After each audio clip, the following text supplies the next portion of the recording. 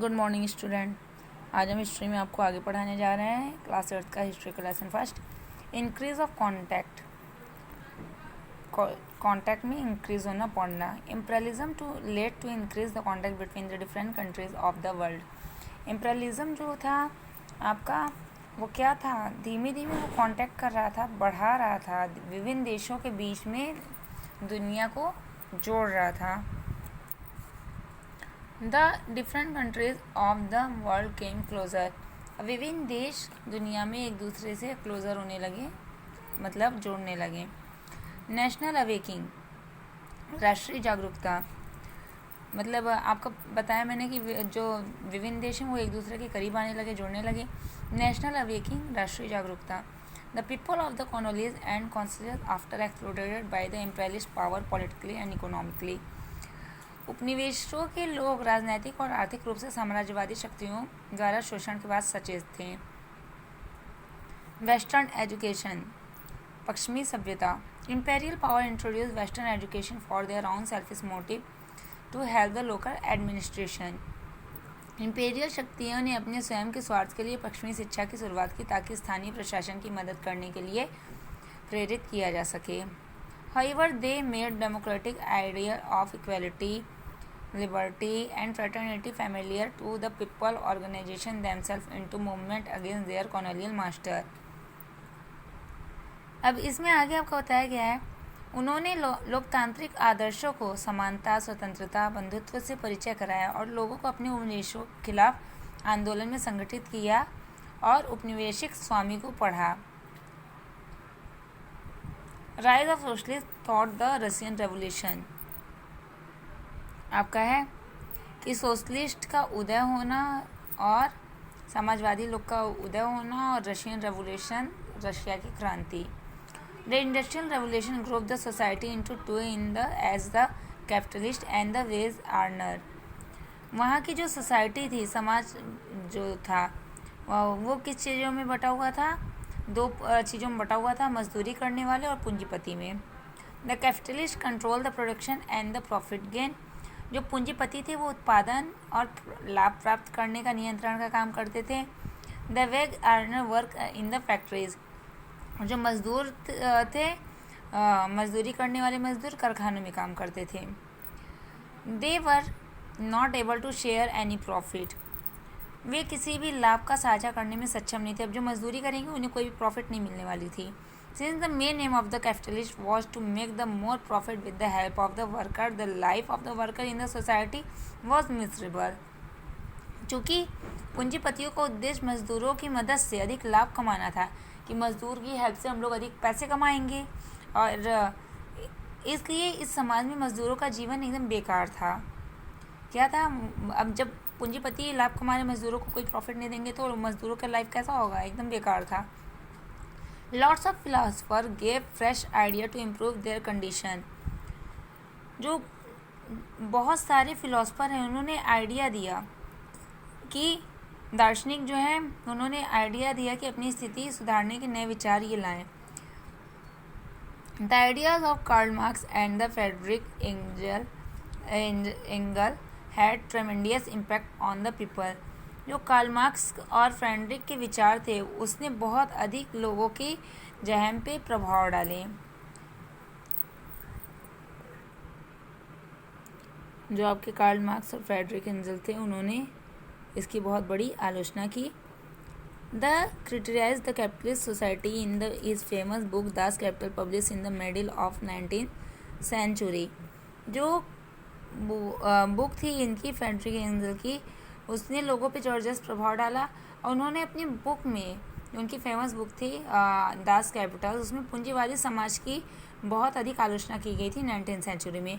The idea called communisms with express in a scientific way. उनके विचार को साम्यवाद कहा जाता है जो वैज्ञानिक तरीके से व्यक्त किया गया था। They said that all meaning of productions. उन्होंने विभिन्न तरीके के प्रोडक्शंस के बारे में बताया। Example, industries, land, agriculture, farm, ETC should be control by the society और production and the profit must be share equality by all. उन्होंने कहा कि अगर उत्पादन के साधनों को नियंत्रित करके, जैसे उद्योग, भूमि, कृषि, खेत आदि को समाज या उत्पादन द्वारा नियंत्रित किया जाए तो लाभ सभी लोगों में एक समान रूप से बांट दिया जाएगा। They also said that a few capitalists make profit if a large number of workers in the drive condition by the controlling the meaning of production. उन्होंने यह भी कहा कि अगर उत्पादन के साधनों को नियंत्रित करके वंचित स्थिति में बड़ी संख्या में श्रमिक होते हैं तो पूंजीपतियों को कुछ मुनाफा होता है। They thought that one day worker would revolt against such a system. उन्होंने सोचा कि एक दिन कार्यकर्ता ऐसी प्रणाली के खिलाफ विद्रोह करेंगे। The communism idea inspired the oppressed. Communism के जो विचार थे, उत्पीड़न थे, वो प्रेरित थे। वर्कर एवरीवेयर्स, हर जगह क्या था, वर्कर्स को उत्पीड़न किया जाता था। Lenin led to a successful worker revolution in India. Lenin ने रूस में एक सफल श्रमिक क्रांति का नेतृत्व किया। The Kaiser was overthrown and the first socialist republic was set up in Russia. Treasure को उखाड़ फेंका गया और रूस का पहला साम्राज्यवादी गणराज्य स्थापित कर दिया गया। Later the first spheres of communism threatened to the capitalist countries. बाद में साम्यवाद के तेजी से प्रसार ने पूंजीवादी देश को धमकी दी।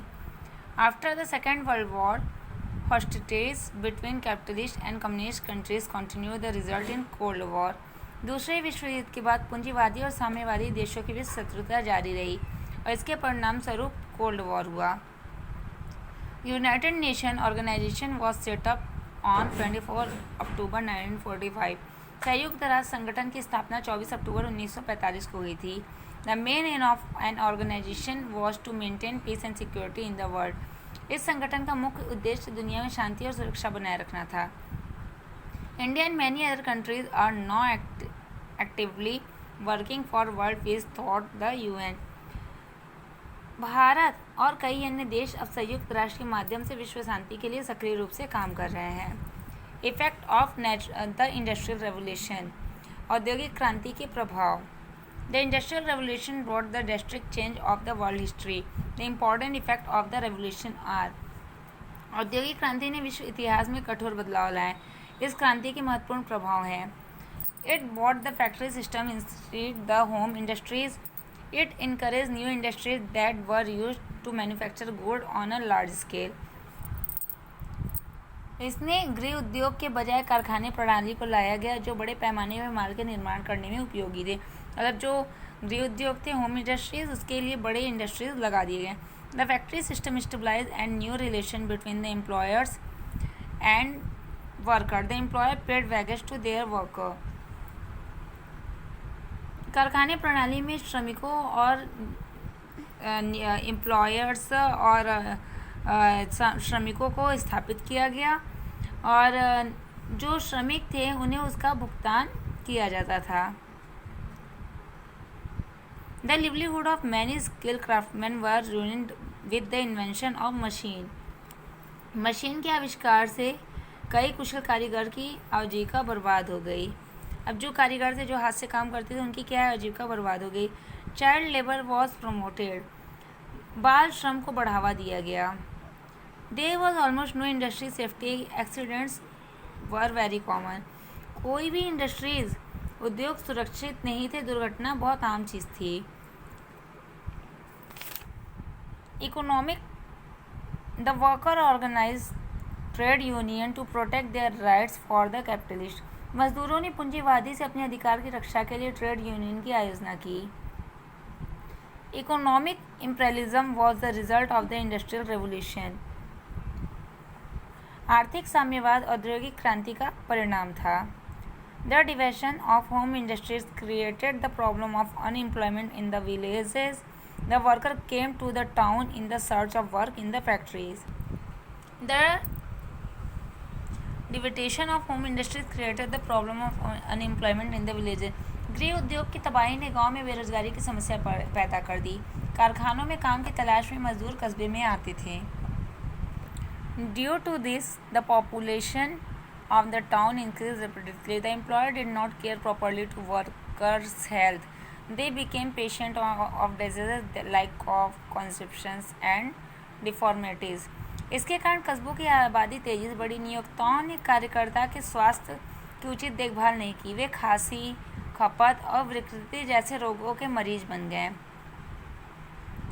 The capitalist use their monetary to promote their political aim. They start to influence the politics of their countries. पूंजीपतियों ने अपनी मौद्रिक का उपयोग, अपने पैसे का उपयोग करके अपने राजनीतिक उद्देश्यों को बढ़ावा देने के लिए उन्होंने अपने देश की राजनीतिक को प्रभावित करना शुरू कर दिया। The gang of mass worker leaders organise mass strike. This led to passing of many reform. नकाबपोश श्रमिक लुडाइट्स के गिरोह ने बड़े पैमाने पर हमले किए। इसने कई सुधारों को पारित किया। The Industrial Revolution brought of new political force called the proletariat labor class. The proletariats formed trades union and began agitation for well condition of work, better sanitary condition, etc. German जो आपका ये इसमें बताया गया है सर्वहारा labour class नामक नई राजनीतिक ताकत से लाई गई औद्योगिक क्रांति थी। सर्वहारा वर्ग के ट्रेड यूनियन का गठन किया गया और काम की अच्छी स्थितियों को बेहतर सैनिटरी परिस्थितियों आदि के लिए आंदोलन शुरू किया गया कि काम की अच्छी कंडीशन हो, अच्छे से लोग काम करें, इसके लिए आंदोलन शुरू हो गया। Otto von Bismarck of Germany gave the rights of the worker and give the work men right to work which is the slogan in our country. It soon became a motto of work worldwide. German में auto Bismarck ने श्रमिकों के अधिकार दिए और काम करने वाले को काम करने का अधिकार दो का नारा दिया, जो हमारे यहाँ का नारा है, हमारे देश का नारा है, काम करने वाले को काम करने का अधिकार दो। ये स्लोगन था वहाँ का। यह जल्द ही दुनिया भर के श्रमिकों का एक आदर्श वाक्य बन गया। The industrial revolution gave birth to socialism. Marxian socialism was the direct result of the industrial revolution. औद्योगिक क्रांति ने समाजवाद को जन्म दिया। मार्क्सवादी समाजवाद औद्योगिक क्रांति का प्रत्यक्ष परिणाम था। Finally, it changed the habit, thought and live of people. अंत में इसने आदतों और विचारों और जीवनों को बदल दिया। European trading company in India. Bharat में यूरोपियन ट्रेडिंग कंपनी का आना। The first European country start their trading with India was Portugal.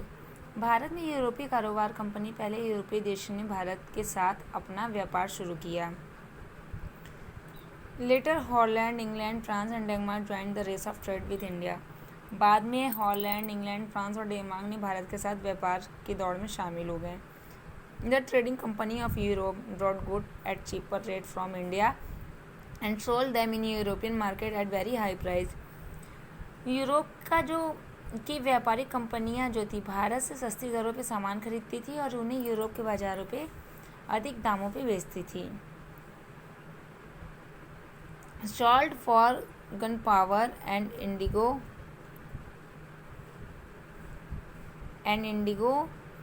war dyeing cloth were bought.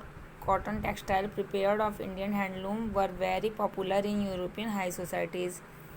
भारतीय हथकरों की पर तैयार सूती वस्त्र यूरोपीय उच्च समाज के लिए बहुत लोकप्रिय थे और यहाँ के जो कपड़े धोने के लिए बारूद और इंडिगो का नमक खरीदा जाता था। बाद में आपको बताया गया the British outset the Dutch, the French, the Spanish and the Portuguese in course of time one by one. बाद में अंग्रेज़ों के समय पर डच, फ्रांसीसी, स्पेनियों और पुर्तगालियों को एक एक करके बाहर निकाल दिया। Later the British East India Company annexes the Indian princely states. बाद में ब्रिटिश ईस्ट इंडिया कंपनी में भारत की रियासतों की संख्या में and became super power in the country after getting permission to trade. व्यापार की अनुमति मिलने के बाद वो व्यापार करने लगे। For 200 year the British rule over the territories that now comprise India, Pakistan, Bangladesh, Burma, Myanmar and Sri Lanka. बाद में आप बताया गया है कि 200 वर्षों तक ब्रिटिशों ने उन क्षेत्रों पर शासन किया जिनमें अब भारत, पाकिस्तान, बांग्लादेश, बर्मा शामिल है और वे और वे महाशक्ति म्यांमार और श्रीलंका बन गए हैं। The Portuguese in India, Portuguese का इंडिया में आना। आफ्टर वास्को डे गामा वॉल्गी in 1498 AD, the Portuguese ship sailed regular to India. 1498 में वास्को डे गामा की यात्रा के बाद भारत में पुर्तगाली जहाज भारत के लिए नियमित रूप से रवाना हुए। They returned to Europe and made a plan to stabilize the trade with India in the order to return his homeland for Spain. Way Europe लौट आए और स्पेन से अपनी मातृभाषा वापस करने के लिए भारत के साथ व्यापार करने की योजना बनाई। Later the Portuguese stabilized their trading center in India at Cochin, Goa and दमन। बाद में पुर्तगालियों ने कोचीन, गोवा और दमन में भारत में अपने व्यापारी केंद्र स्थापित किए। At that time most of the trade was carried out by the Arab merchant. बाद में पुर्तगालियों ने फिर उसमें बताया गया है कि उस समय अधिकांश व्यापार अरब व्यापारियों द्वारा किए गए थे। The Portuguese drove them away from the India market. पुर्तगालियों ने उन्हें भारतीय बाजारों से दूर कर दिया था। They have combined the use of force with their trades. उनके शस्त्र जहाज़ों उन्होंने अपने व्यापार के साथ बल के उपयोग को मिला दिया था। मतलब भारतीय व्यापार को दूर कर दिया था, अपने व्यापार के साथ अपनी पावर को भी यूज़ किया था। The armed ship enabled them to dominate the seas. उनके सशस्त्र जहाज़ों में उन्हें समुद्री पर हावी होने में सक्षम बनाया। They also took advantage from the India princes. They built trading center, fort and naval base along the coast. उन्होंने भारतीय राजकुमारों से भी फ़ायदा उठाया। उन्होंने तट के किनारे व्यापारिक केंद्र, किले और नौसैनिक अड्डे बनाए। आज के लिए इतना ही। अब नेक्स्ट टाइम आपको पढ़ाएंगे।